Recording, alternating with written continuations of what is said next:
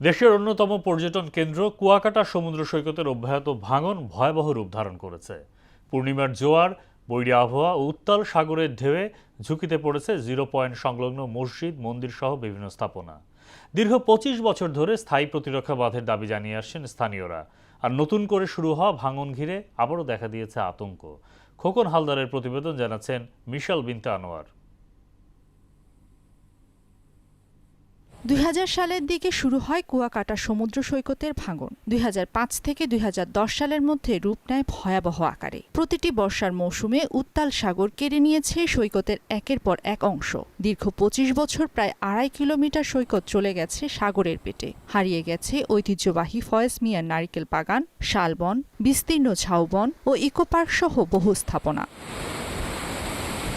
চলতি বছরও থেমে নেই সাগরের সেই আগ্রাসন। উত্তাল ঢেউয়ের আঘাতে সরে গেছে কংক্রিট ব্লক। চরম ঝুঁকির মুখে পড়েছে ট্যুরিজম পার্ক, মসজিদ, মন্দির, ট্যুরিস্ট পুলিশ বক্স এবং গুরুত্বপূর্ণ মেরিন ড্রাইভ সড়ক। প্রতিদিন জোয়ারের পানি বাড়ার সঙ্গে সঙ্গে বাড়ছে ভাঙনের আশঙ্কাও।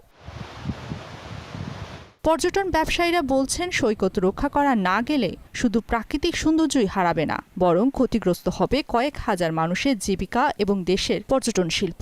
স্থানীয়দের অভিযোগ, বড় বড় প্রকল্পের কথা শোনা গেলেও বাস্তব চিত্র একেবারে ভিন্ন। এই ভাঙ্গার জন্য যদি পদক্ষেপ না নেওয়া হয় তাহলে আমরা যে কোথায় যাব, এই ভেরিবাদ ভাঙিয়ে আমাদের কোনো আস্থান নাই। টুরিস্ট বক্স আছে, পুলিশ বক্স আছে, এই পর্যন্ত ভেঙে গেছে। কোনোভাবে এটাকে রক্ষা করা যেত তাহলে হয়তো আমরা এইখানে আরো অনেক পর্যটন আসতো। সরকার এখনো কোনো ব্যবস্থা না নেয় তাহলে এই সমুদ্র, এই বীজ কোনো কায়দায় বাঁচানো যাবে না। পার্মানেন্ট প্রোটেকশনের জন্য যেন পানি উন্নয়ন বোর্ড যাতে দ্রুত একটা ব্যবস্থা নেয়। বর্তমানে ঝুঁকিপূর্ণ এলাকায় অস্থায়ীভাবে বালু ভর্তি জিও টিউব বসিয়ে ভাঙন ঠেকানোর চেষ্টা করছে পানি উন্নয়ন বোর্ড। স্থায়ীভাবে সৈকত রক্ষায় প্রায় ৭৫৯ কোটি টাকার প্রতিরক্ষা প্রকল্প এখন মন্ত্রণালয়ে অনুমোদনের অপেক্ষায় রয়েছে।